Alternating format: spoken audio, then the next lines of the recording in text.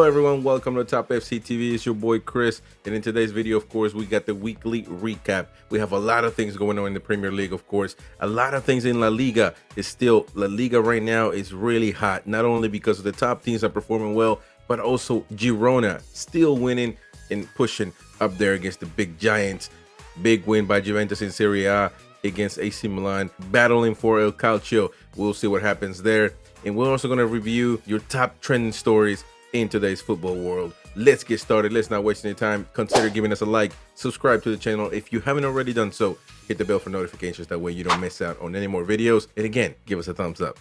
The international break is over and club football came roaring back this weekend. If you had checked the box scores, you'd think there were a few surprises as this weekend's action got underway, but those full-time figures tell only half of the story. We saw Manchester United defeat Sheffield United 2-1 on an emotional day following the passing of club legend Sir Bobby Charlton, while Manchester City achieved an important 2-1 win against Brighton to stay firm in the race for the Premier League title. In Germany, Bayern Munich charged to retain their Bundesliga title following their 3-1 win over Mainz. Now going to France, Kylian Mbappe scored again as PSG remained in the league on race. And in Spain, Real Madrid dropped points in a 1-1 draw against Sevilla to leave La Liga title race wide open. And finally, we saw some Women's Super League action as well as Manchester City earned an important win 1-0 over Leicester City. Now Sunday added some big twists and turns, including a teenage academy product saving Barcelona again, and also a crazy matchup between AC Milan and Juventus with 4 American starters and much more. 17-year-old Gil saves Barcelona in his debut, struggling to break down their opponent, missing one of the key star strikers and a handful of other regular starters through injury. Within about 30 seconds, he had scored a game-winning goal, beating goalkeeper Unai Simon after being fed by Joao Felix to give Barcelona a 1-0 victory. Now going back to England, specifically the city of Liverpool. For so long, Liverpool's front three was firm established in Mohamed Salah, Roberto Firmino, and Sadio Mane. Now, those players are gone except Mo Salah. Luis Diaz looks to have nailed down the position on the left flank and was excellent against Everton, but who starts at number 9 is still unclear, as the Reds have an embarrassment of options with Diogo Jota, Cody Gakpo, and Darwin Núñez competing for one single spot. Jota started this weekend but failed to make the most of his opportunities in a mixed outing, while Núñez improved Liverpool's threat after his introduction but remains raw and yet to win club's trust in terms of defensive work from the front. Now, if you are a Liverpool fan, who do you think should be starting? Obviously, do you think that they should add somebody when the transfer window opens up again? But as for right now, who of those 3 guys or who else could it be that could fill in for the number 9 spot? Now let's give my team Newcastle United a little bit of love. The Magpies' momentum building ahead of a tough run. Newcastle are arguably the form team in the Premier League right now and extended their recent run to 8 games without defeat in all competitions, thrashing Crystal Palace 4-0 at St. James's Park, also winning against PSG, a big legendary win. And right now we have to go over Dortmund this Wednesday. By the way, the live watch along for that channel is going to be on my Newcastle fan channel. You can go to it on the description below if you are a Magpie. But also in 2 weeks in the Premier League, they will have Manchester United after going against Wolves. So that's going to be a tough match for the Crows. Let's talk a little bit of Real Madrid as players rally around Vinicius Jr. after the forward was racially abused by multiple Sevilla fans during La Liga draw, as Jude Bellingham declares, "Always with you, brother." I don't like to generalize on certain leagues. A lot of people say the Spanish league is racist, Serie A is racist. At this point, racism is everywhere, and it's going to be really hard to eradicate it. And of course, we have to keep working hard to do so. And I want to point out those 2 or 3 or 4 or 5 or however many racist fans from Sevilla were yelling or doing monkey signs to Vinicius Jr. should be banned for life. And trust me, you'll make an example out of one of them. Now, as far as the match, this is just a very tough match for Los Blancos as they couldn't get the win. However, tough match as Sergio Ramos faced his old team as well as Rudiger. They were toughing up, matching up, roughing up each other. And at this point, it was a really, really tough game that couldn't be played. And at the end of the day, a draw was more than deserving. And now let's go to Serie A de Calcio, ladies and gents. By the way, if you want more full-time Serie A news, you can join the Calcio Review with Alberto Guzzo here on this channel, Top Football Club, and you'll get all the insights of Serie A. But let's talk about the match of the week. Locatelli haunts a 10-man Milan as Juventus records statement win to extend their unbeaten Serie A run for 4 games. At the 63rd minute, Locatelli broke every Milanista's heart with that wonderful goal. Locatelli's 63rd minute pile driver also earned him the distinction as the first player to score for both clubs in the fixture before the age of 26.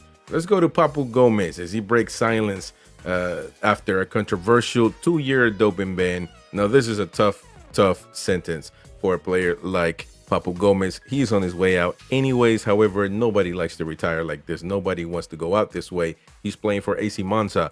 And what he had to say about this doping situation, he said, "Throughout my life, I have not only strictly adhered to all regulations, but have also positioned myself as a staunch advocate for clean sports and sportsmanship, condemning and categorically rejecting all forms of doping. I have never had, nor will I ever have the intentions of resorting to a prohibited practice." Basically, what he said he did is drink a little bit of his kid's cough medicine, and that was the cause of his positive result. At this point, it's a tough situation. We don't know. I don't know what to think. He said he drank his kid's coughing medicine, and it's a tough situation. What do you think? Let me know in the comment section. But before that, Jose Mourinho takes a massive shot at this guy Papu Gomez after a doping ban. He also said, "I don't recall him playing in the Europa League final against us. It seems he did so against Juventus in the semifinals with a positive result already. It's not my problem. I have cough, but I won't take any syrup or any pills, or else I might have trouble passing the anti-doping test." And this comes from Papu Gomez saying that Mourinho, I have only one memory of him, and that is winning the Europa League with Sevilla. So it was already a shot by Papu Gomez, and then of course Mourinho comes back with a lethal injection and just takes it out of the ballpark. So we'll see what happens when it comes to Papu. And now right here, let's share some news. Lionel Messi and Luis Suarez might be reunited after Inter Miami's surprising move. It looks like he might be going finally might be going to Inter Miami after this season. Of course, as you know, that Messi is done with the MLS at this point. His team didn't qualify for the playoffs. Therefore, he's got more time to get healthy, and of course, more time to spend with the national team. And because that's exactly what he wants to do. So at this point, they're trying to look into add in Luis Suarez. We'll see what happens. Not sure if he's going to be really the missing piece for this Inter Miami, but it wasn't enough to qualify. Messi wasn't enough to qualify them for the playoffs at the time that he joined the club. So we'll see what happens and what develops in later weeks. Let's move on as we see this Manchester United's legend grandson scores screamer on a debut for EFL club to win match, sparking wild scenes in stands. And it's not other than Lewis Macari scored a belter on his debut in the EFL for Notts County. Let's take a look at it real quick. It was definitely a screamer. It was right there, the pass, controls, and boom, right to the corner. Unbelievable shot. Nice player. Some MLS news right here just to wrap up this video. Sporting Kansas City clinches their 2023 MLS wild card playoff slot. And also we got more stuff. San Diego FC unveiled their crest, name, and brand ahead of 2025 MLS debut. They're going to be part of the club now, man. Part of the MLS. Incredible. Their smaller team, the San Diego Loyal, were not. They were like just decapitated. They're gone. And so right there you see images of what they're going to do. They just opened up a MLS team. So right there, thank you, San Diego. The Chrome and Azul era begins now. We'll see what happens with this club. And as we keep on going, Joseph Martinez, teammates of Lionel Messi at Inter Miami, says that his campaign at the MLS is over. Inter Miami head coach Tata Martino has revealed Joseph Martinez will not form part of the team in 2024, seeing him depart the Herons after just one season. So Martinez failed to travel with the team for the final match of the 2023 MLS season, staying in Fort Lauderdale as Miami fell 0-1 to Charlotte FC at Bank of America Stadiums. Martino later explained that it was the most prudent thing for the forward to stay behind given his impending exit. So, what are the reasons that he's going to leave? We're not sure what's happening. We saw that he was really cool with everybody else, including Messi. So we'll see what happens. At the end, we got this one right here, and it's the U.S. captain Tyler Adams out of 3 and 4 months after a hamstring surgery. So this kid, man, has been struggling with injuries, and he's been really, really good for the U.S. men's national team. But at this point, he's not fit. He's getting injured over and over again, and we just don't know what to, at this point, you just got to wait 3 or 4 months out. I mean, that hurts the national team as well. So it is what it is. That is it for this video. That is it for this weekly recap of football, top football. I know that we included some of the MLS stuff, so don't take it personal. At the end of the day, we're in the United States of America, right? We have to give our league some love. But of course, we always have the top stories weekly here on Top FC TV. So consider subscribing, hit the bell for notifications, give us a thumbs up. It helps us a lot to keep growing. Please and thank you. My name is Chris. We'll see you next time. Bye-bye.